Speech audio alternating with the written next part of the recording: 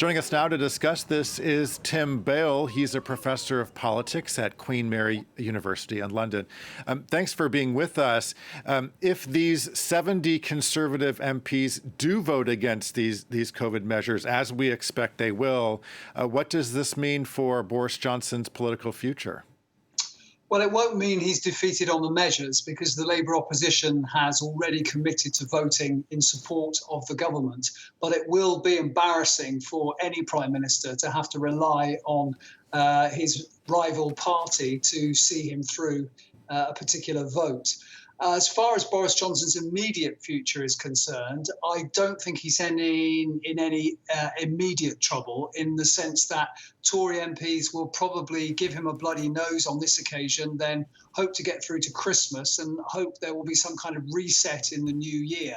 If, however, it appears that Boris Johnson is an electoral liability rather than an electoral asset by, say, February, March, I think they may begin to think about looking for someone else to replace him.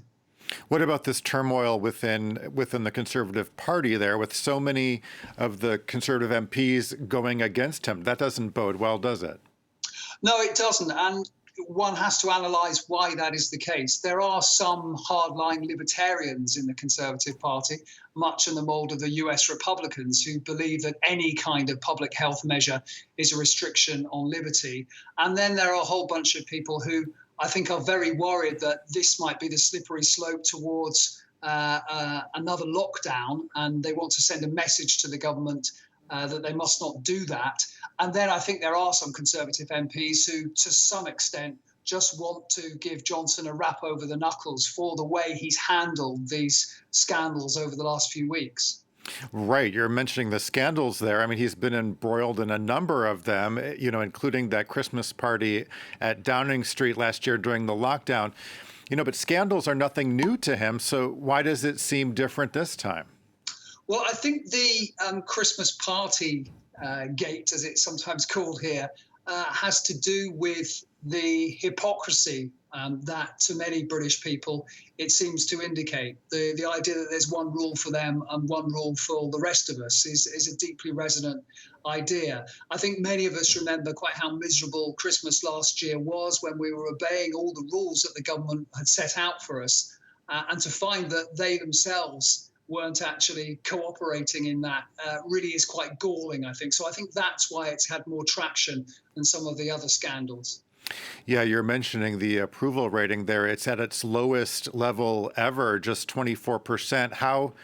How is public opinion factored into all of this when we talk about Boris Johnson's political future? Well, it certainly is the case that he's never been this unpopular, but it has to be said that he's never actually been that popular a politician or a prime minister. Those people who like Boris Johnson really, really like him, but there are a whole bunch of people who've never really understood his attraction. So I think Tory MPs will to some extent discount this, but they will be worried, particularly as the leader of the opposition, although he's not particularly well regarded, does seem to have opened up a bit of a lead. And as we know, when it comes to people's vote choices, leaders are actually quite important, even though we don't live in a presidential system in this country.